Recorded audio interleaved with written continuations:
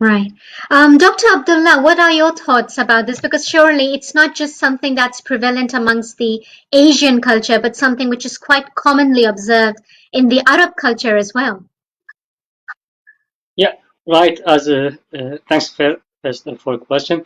Indeed, what my colleague Zubair said exactly, and I would like to add that many things affect this. Let me call it stigma on the mental health.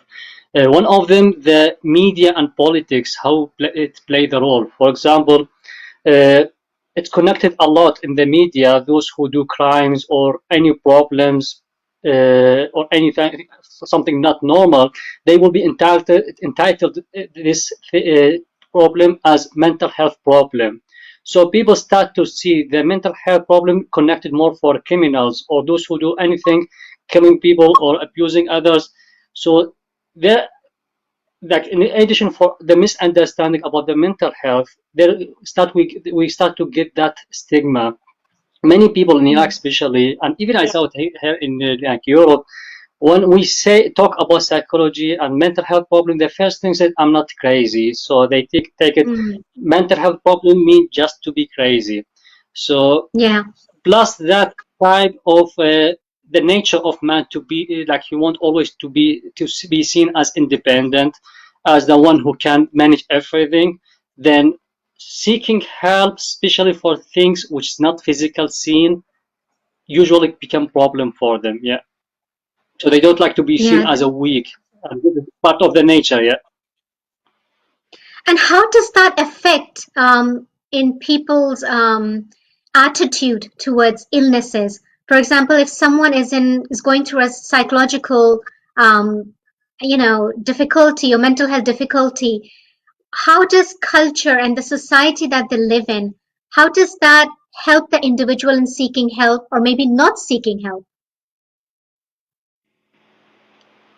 Well, it's a big barrier indeed, and the problem. Yeah. So the question for me or for my colleagues were.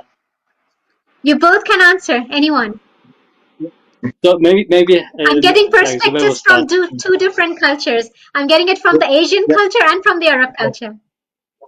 yeah. No, So please let do Zubair continue, start. Dr. Abdullah. So the first problem, first we have to put it in that clear meaning that we shouldn't generalize it, but we understand that there is groups in the society. There's people who already open for mental health problems. When we talk, we said, okay, I understand it, and they seek help. Others who need some explanation, like we saw many patients or clients or people, when we explain to them how important is mental health, how it like valuable, like when you visit a psychologist or psychiatrist, we will gain this big like benefit from it, then you live your life much better, then they go with it normally. Others refuse, indeed they still need a lot of education. Yeah, Sometimes educating the family itself will play a big role here, and open the people or those who suffer from any problems to talk more. Sometimes the client or the person who suffer from the psychological problem want to talk, but the atmosphere or the family around him or her, if they are not open for such a thing, they will be a barrier for the individual to seek the help. So indeed, definitely. we work and we say one of the duties that we share that psychological education and that understanding for mental health to make the society step by step accept it. Many good advantage we just saw it, like many people start to change. Others still need time. Yeah. Yeah, definitely. And I also agree with what you have said. And like Brother Zubair pointed out, that in certain cultures, men are seen as someone who shouldn't express their emotions or shouldn't talk about the difficulties they are facing. And that is quite damaging. And that is something which is seen not just in the Indian subcontinent, but also people living in the Middle East. So, Brother Zubair, you see a lot of patients who come to you with different kinds of mental health difficulties. Do you come across individuals who delayed seeking professional help just because of their families or the attitudes of their friends and family members towards mental illness?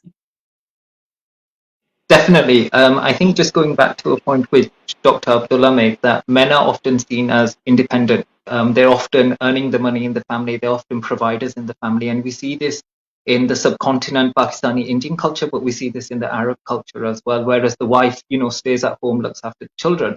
So the man has a lot of responsibility, a lot of expectations, a lot of duties on him. And therefore, for him to maybe admit or show some signs of mental health, he may be reluctant to do that because he may feel his role in the family may change, and the attitude towards society which people have towards men who maybe are struggling can be quite negative. So it may stop them.